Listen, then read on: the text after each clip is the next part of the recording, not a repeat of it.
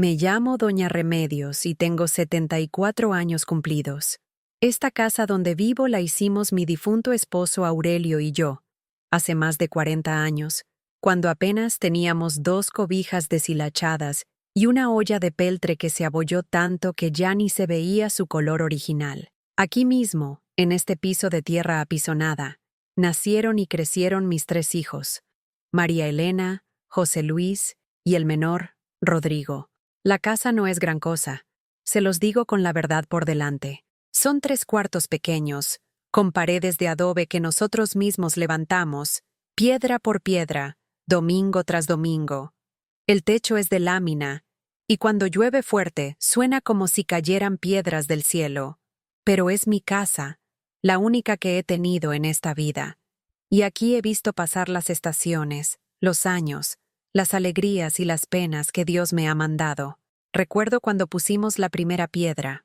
Aurelio tenía las manos ásperas de tanto trabajar la tierra, y yo cargaba agua desde el pozo que está a media hora caminando. Aquí van a crecer nuestros hijos, me decía él, mientras amasábamos el lodo con paja para hacer los adobes. Aquí van a tener su lugar en el mundo. Y así fue, porque en esta cocina aprendieron a caminar agarrándose de mis faldas, y en este patio jugaron entre las gallinas que todavía tengo, aunque ya son otras. La cocina es lo que más me gusta de la casa. Tiene un fogón de leña que yo misma le hago el fuego cada mañana, y una mesa de madera que Aurelio hizo con sus propias manos cuando nació María Elena.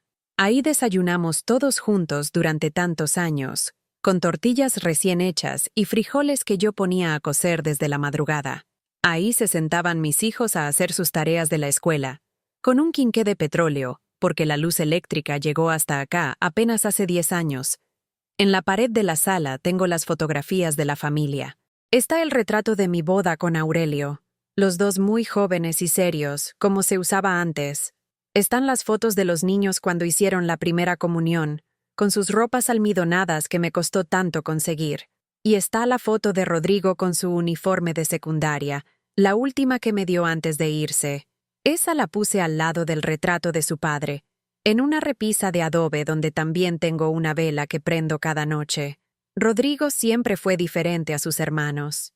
María Elena se casó muy joven con un muchacho del pueblo de al lado, y José Luis se fue para el norte cuando apenas cumplió los 18. Pero Rodrigo se quedó conmigo. Yo no la voy a dejar sola, jefita, me decía cada vez que yo me ponía triste viendo cómo se iban yendo mis hijos. Usted me parió y me crió, y yo voy a cuidarla hasta que Dios se la lleve.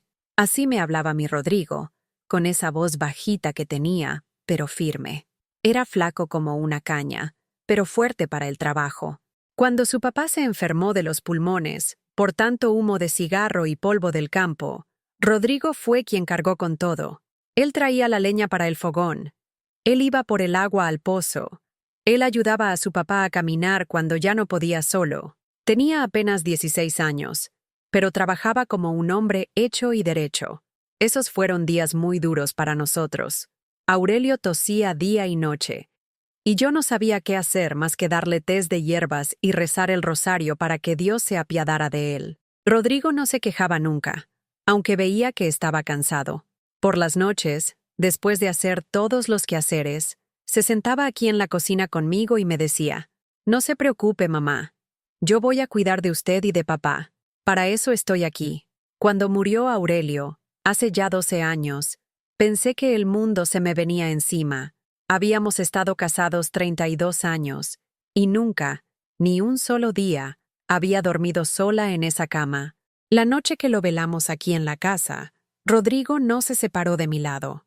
«Mamá», me dijo, «ya sé que todo va a ser diferente, pero yo estoy aquí. Usted no va a estar sola». Y cumplió su palabra, al principio. Se quedó conmigo después del entierro, cuando María Elena y José Luis regresaron a sus vidas. Rodrigo siguió trabajando en el campo, cultivando el pedacito de tierra que nos había dejado su papá. Por las mañanas se levantaba antes que yo, prendía el fogón y me tenía el café listo cuando yo salía de mi cuarto. «Buenos días, jefita», me decía. «¿Cómo amaneció?» Y yo le contestaba que bien, aunque por dentro sentía un hoyo tan grande que parecía que nunca se iba a llenar. Él era mi compañía en esos días tan callados. Mientras yo tortear o remendaba ropa, él se sentaba aquí conmigo y me platicaba de sus planes. Decía que quería estudiar algo, que no se quería quedar toda la vida sembrando maíz y frijol como su papá. Quiero hacer algo más, mamá, me decía. Quiero que usted esté orgullosa de mí. Y yo le decía que ya estaba orgullosa, que no había hijo más bueno que él en todo el pueblo. Pero yo veía que se aburría. Rodrigo había sido buen estudiante en la secundaria, y el maestro siempre nos decía que el muchacho tenía cabeza para seguir estudiando. Aquí en el pueblo no había preparatoria, y para ir a la ciudad se necesitaba dinero que nosotros no teníamos. Así que él se conformaba con ayudarme en la casa y trabajar la milpa, pero yo sentía que estaba como un pájaro enjaulado. Pasaron 3 años así, 3 años en los que yo creí que mi hijo iba a cumplir su promesa de no dejarme sola. Desayunábamos juntos, comíamos juntos, y por las noches él me acompañaba a rezar el rosario antes de dormir. Los domingos íbamos a misa juntos, y todas las señoras del pueblo me decían qué suerte tenía de tener un hijo tan bueno, tan cariñoso. Pero yo empecé a notar que algo estaba cambiando en él. Se quedaba callado mucho tiempo, como pensando en cosas que no me decía. A veces lo veía parado en la puerta, mirando hacia el camino que lleva a la carretera, como si estuviera esperando algo. Y cuando llegaba algún conocido que venía de la ciudad, él lo llenaba de preguntas.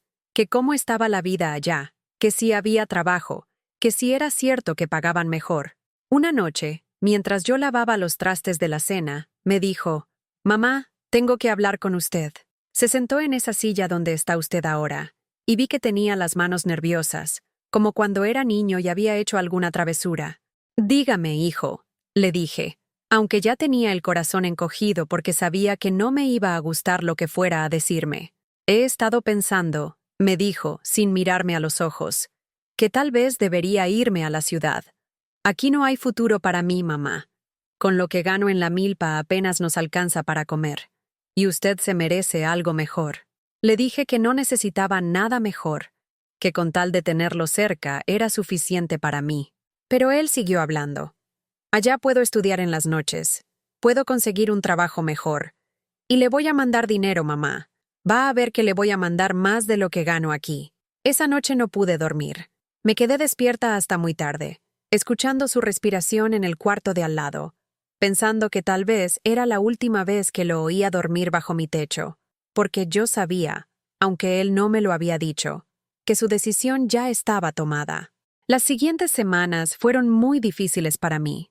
Rodrigo empezó a hacer los preparativos para irse, y yo no sabía cómo detenerlo sin parecer una vieja egoísta.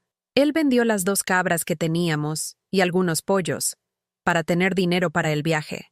Yo lo veía doblando su poca ropa y guardándola en una mochila vieja que había sido de su papá, y se me hacía un nudo en la garganta. «No se ponga triste, mamá», me decía cuando me veía llorando. «Esto no es para siempre. Nomás me voy a acomodar tantito allá, voy a ahorrar un dinero, y en 1 año, máximo 2, regreso por usted. Nos vamos a vivir mejor. Va a ver». Y yo le creía, porque quería creerle, porque la idea de quedarme sola en esta casa se me hacía tan terrible que prefería pensar que él tenía razón. El día que se fue un martes de febrero. Hacía mucho frío y había llovido toda la noche. Rodrigo se levantó muy temprano, antes que yo, y cuando salí a la cocina ya tenía su mochila lista junto a la puerta. Me había hecho café y dejado 2 tortillas calientitas en el comal. «Buenos días, mamá», me dijo, pero yo vi que tenía los ojos rojos, como si hubiera llorado o no hubiera dormido. Desayunamos en silencio. Ninguno de los dos sabía qué decir. Yo quería pedirle que se quedara, decirle que no me importaba ser pobre toda la vida con tal de tenerlo cerca, pero no podía ser tan cruel. Él era joven, tenía derecho a buscar su propio camino. «¿A qué hora sale el camión?», le pregunté, aunque ya sabía la respuesta. «A las 8», me dijo. «Tengo que estar en la carretera a las 7:30». Cuando terminó de desayunar, se paró y me abrazó muy fuerte. Yo sentí su cuerpo flaco pegado al mío, y olí su pelo que siempre olía a campo y a jabón de laundry. «La voy a extrañar mucho, jefita», me dijo al oído. «Pero esto va a ser bueno para los dos. Ya va a ver». Yo no pude contestarle nada porque se me cerró la garganta. Se fue caminando hacia la carretera, con su mochila al hombro y una bolsa de plástico donde llevaba tacos para el viaje. Yo me quedé parada en la puerta, viéndolo alejarse por el caminito de tierra que lleva al pueblo. Cada tanto se volteaba a saludarme con la mano, y yo le contestaba el saludo, aunque ya no podía ver bien por las lágrimas. Cuando desapareció tras la loma, regresé a la cocina y me senté en esta misma silla donde estoy ahora. La casa se sentía tan silenciosa que hasta el ruido de las gallinas en el patio me asustaba. Vi su taza en la mesa, todavía con un poquito de café, y no tuve corazón para lavarla. La dejé ahí todo el día, como si él fuera a regresar a terminar su desayuno. Esa noche fue la primera vez en 12 años que cené sola. Hice una sopa de verduras, pero no tenía hambre. Me senté aquí en la cocina, con la radio prendida para hacer ruido, pero ni así se quitaba el silencio tan pesado que había en la casa. Antes de acostarme, fui a su cuarto a ver su cama vacía. Ahí estaba la foto suya con el uniforme de secundaria, la que había dejado sobre su mesita de noche. La tomé y me la traje a mi cuarto. Así fue como empezó mi nueva vida, sola en esta casa que de repente se sintió demasiado grande para una sola persona. Los primeros meses después de que se fue Rodrigo fueron los más duros de mi vida. Yo había enviudado, sí, pero cuando murió Aurelio al menos tenía a mi hijo conmigo para llorar juntos, para consolarnos el uno al otro. Ahora estaba completamente sola, sin nadie con quien platicar, sin nadie que me preguntara cómo había amanecido o qué íbamos a comer. Al principio, Rodrigo me escribía cartas cada semana. Llegaban en unos sobres café que me traía don Evaristo, el que reparte el correo en el pueblo. Yo no sé leer muy bien, solo lo poquito que aprendí cuando era niña, así que le pedía a mi comadre Esperanza que me las leyera.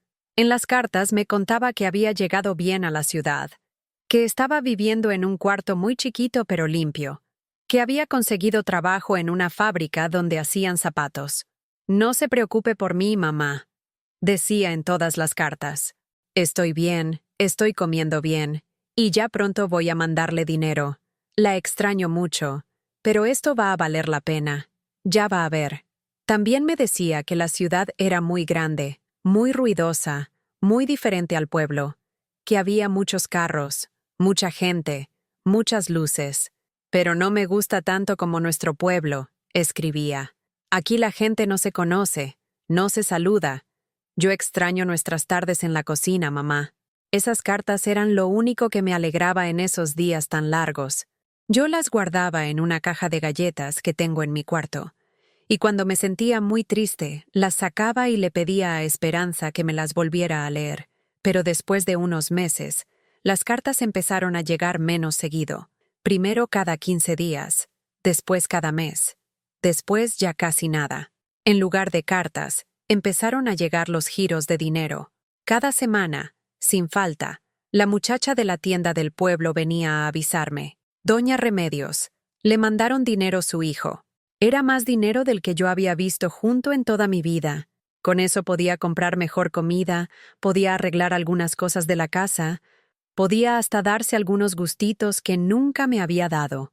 Pero yo hubiera cambiado todo ese dinero por una carta de él, por saber cómo estaba, qué estaba haciendo, si estaba contento o triste. El dinero estaba muy bien, no lo voy a negar, pero no llenaba el vacío que había dejado en mi corazón. Yo me levantaba cada mañana y prendía el fogón para hacerme mi café, pero ya no era lo mismo.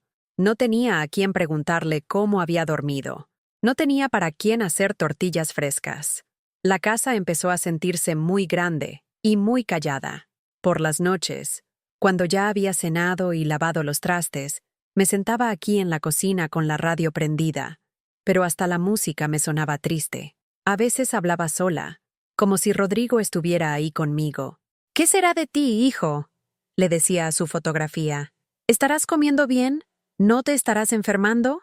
Un día, como a los 6 meses de que se había ido, recibí una llamada en casa de mi comadre Esperanza, que era la única del pueblo que tenía teléfono. Era Rodrigo. Oír su voz después de tanto tiempo me hizo llorar tanto que no podía ni hablar. «¿Cómo está, mamá?», me preguntaba. «¿Está recibiendo el dinero? ¿Está comiendo bien?». Yo le decía que sí, que estaba bien, pero que lo extrañaba mucho. Yo también la extraño, me decía. Pero acuérdese que esto es temporal. Pronto nos vamos a ver. Esa llamada me dio esperanzas por varios días. Pensé que tal vez sí iba a cumplir su promesa, que tal vez sí iba a regresar pronto por mí. Pero pasaron más meses, y él no regresaba, y las llamadas eran cada vez menos frecuentes. Conforme fueron pasando los años, me fui acostumbrando a vivir sola, aunque nunca me gustó. Aprendí a hacer todas las cosas para una sola persona, a cocinar poquito, a comprar solo lo que necesitaba, a hablar conmigo misma para no sentir tanto el silencio. Las gallinas del patio se volvieron mi única compañía durante el día. Les hablaba como si fueran personas, les contaba mis penas, y ellas me escuchaban con sus cabecitas ladeadas. El dinero siguió llegando cada semana, puntual como un reloj.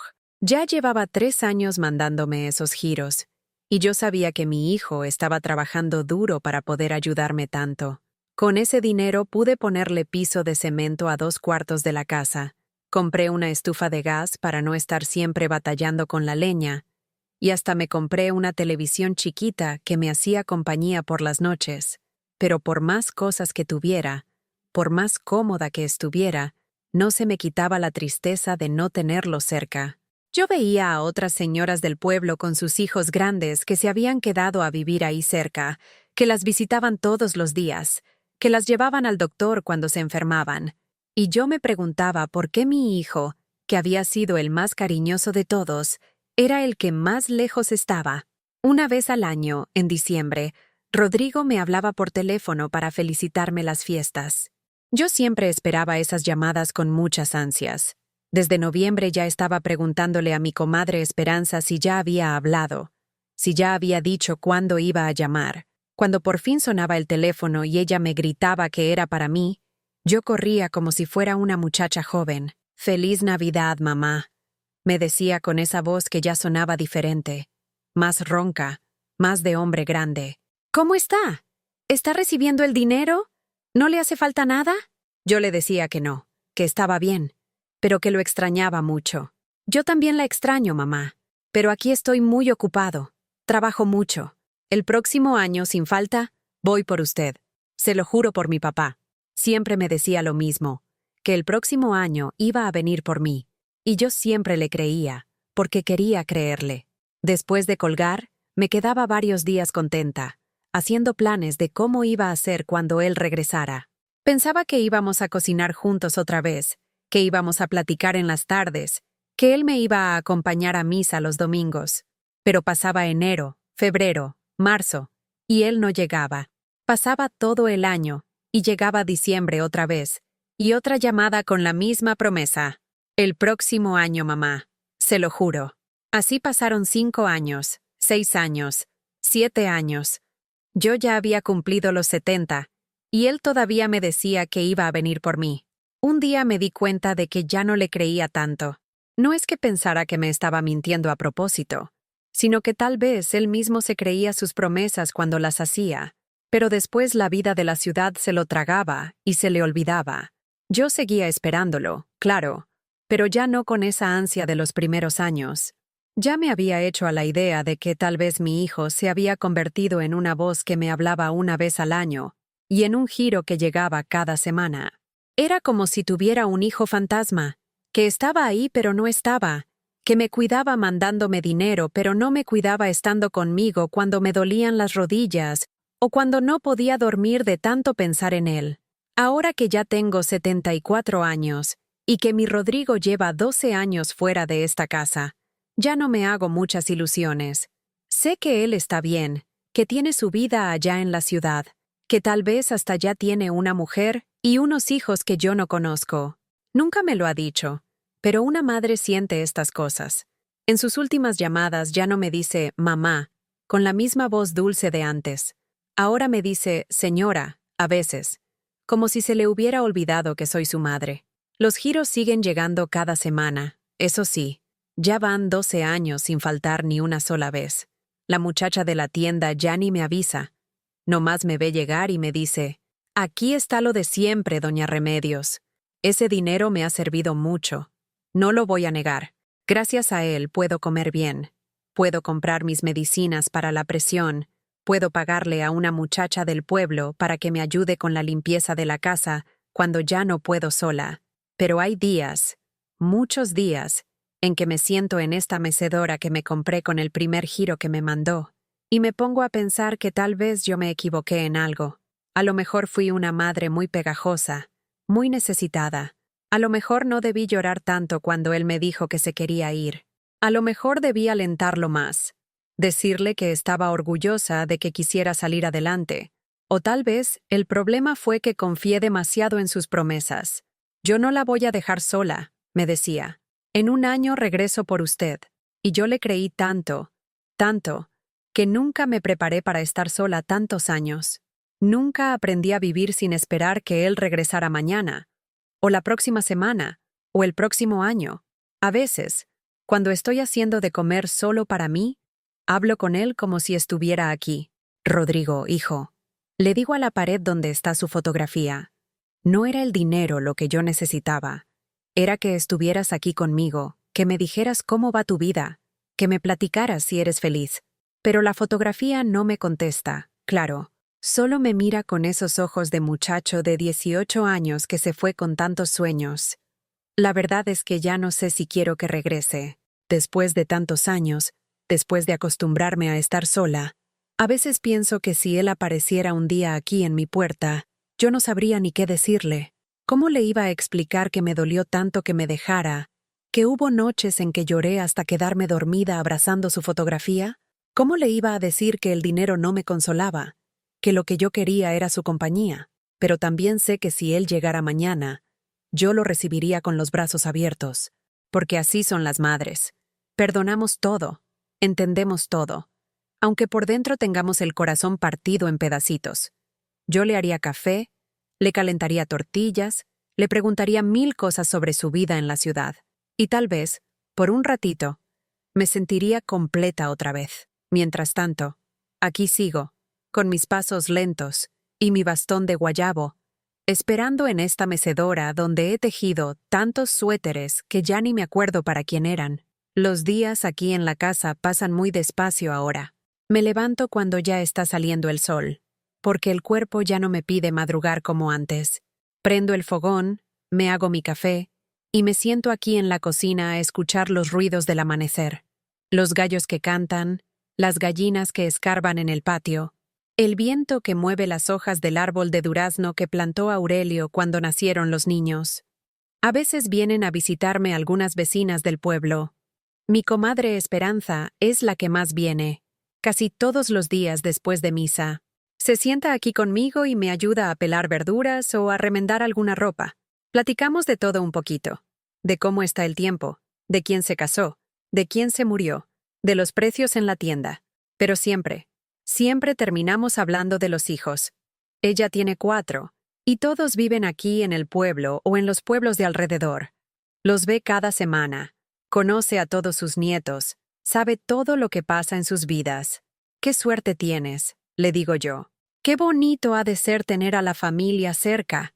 Y ella me contesta, «Ay, remedios, pero tu Rodrigo te manda dinero todas las semanas. Mis hijos apenas pueden con sus gastos». Yo no le digo que cambiaría todo ese dinero por tener a mi hijo cerca.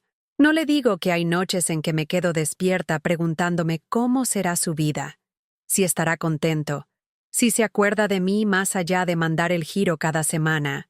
No le digo que a veces siento que mi hijo se murió el día que se fue, y que el que me manda dinero es otra persona que tiene su nombre pero ya no es él. Los domingos son los días más difíciles. Antes, cuando Rodrigo estaba aquí, íbamos juntos a misa de 7 de la mañana. Él me daba el brazo para caminar porque el camino a la iglesia tiene muchas piedras, y después nos regresábamos despacito, platicando de lo que había dicho el padre en su sermón. Ahora voy sola, con mi bastón, y me siento en la misma banca de siempre.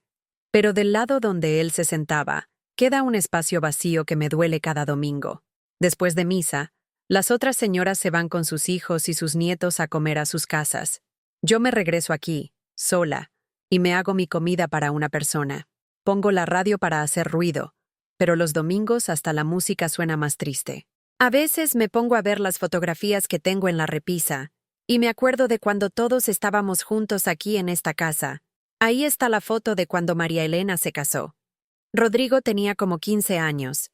Estaba altísimo y flaquísimo, con un traje prestado que le quedaba grande. Ahí está otra de cuando José Luis se graduó de la primaria.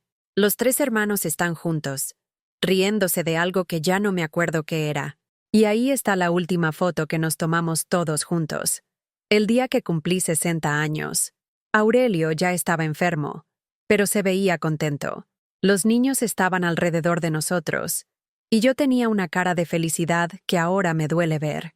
Esa noche, después de ver las fotografías, siempre sueño con ellos. Sueño que estamos todos aquí otra vez, que la mesa está llena de comida y de risas, que mis hijos me platican de sus vidas y yo les doy consejos como antes.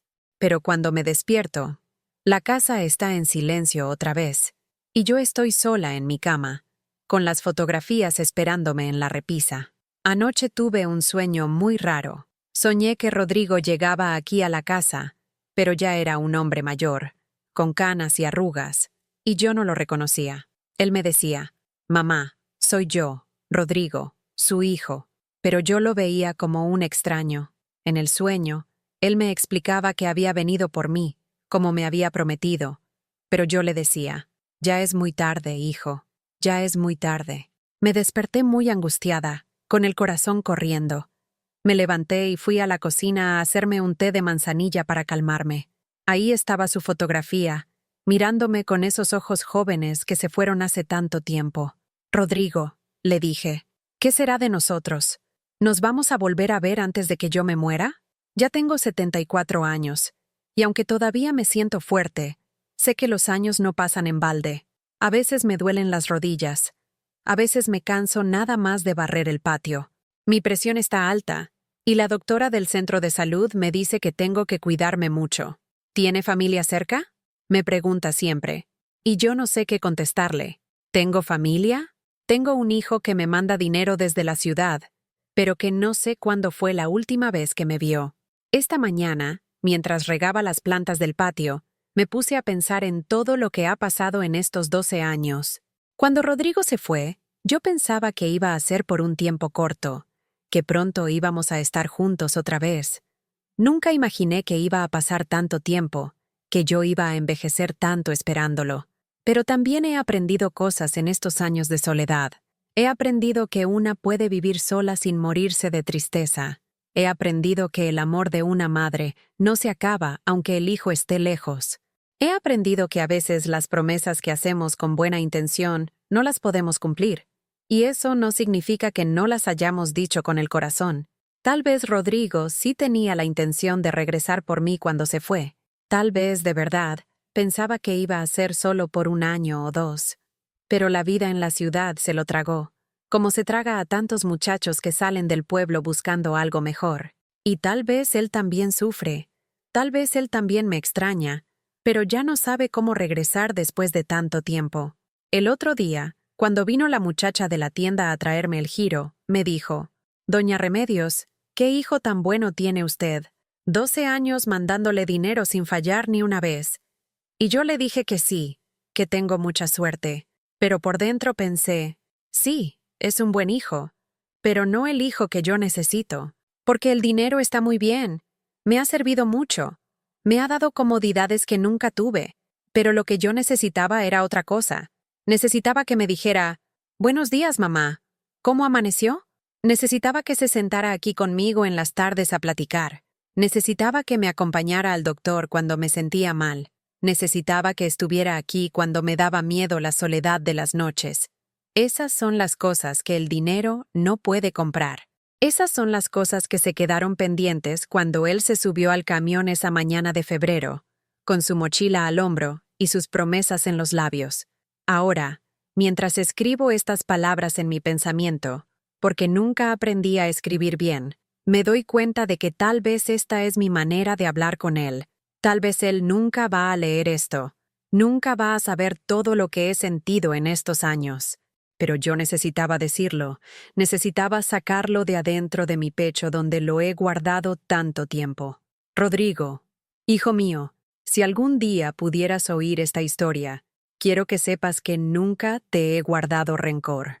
Entiendo que tenías que buscar tu camino, que no podías quedarte aquí toda la vida cuidando a una vieja. Entiendo que la ciudad te dio oportunidades que aquí no ibas a tener, y estoy orgullosa de que hayas salido adelante, de que hayas podido mandarnos dinero todos estos años. Pero también quiero que sepas que la promesa que me hiciste, esa de que no me ibas a dejar sola, se quedó colgada en el aire como una carta que nunca se abre, y que yo he vivido todos estos años esperando que esa promesa se cumpla, aunque ya sé, en el fondo de mi corazón, que tal vez nunca va a pasar. La sopa ya está hirviendo en la estufa, como todos los días. La tarde ya está cayendo sobre los tejados de lámina, como todas las tardes. Las gallinas ya se están subiendo a dormir en el árbol, como todas las noches. Y yo aquí sigo, en esta mecedora, con mis tazas despintadas y mis recuerdos, esperando a un hijo que tal vez ya solo existe en mi memoria. Así me tocó vivir, y así es como lo voy a contar hasta el día que Dios me llame, porque uno aprende, después de tantos años, que las promesas de los hijos, por más sinceras que parezcan cuando las hacen, a veces se quedan nada más en palabras que se lleva el viento. Pero el amor de madre, ese sí nunca se va. Ese se queda aquí, en esta cocina, en esta mecedora, en estas manos arrugadas que todavía esperan poder abrazar otra vez a ese muchacho flaco que se fue una mañana de febrero y que sigue viviendo en mi corazón, aunque ya no viva en mi casa.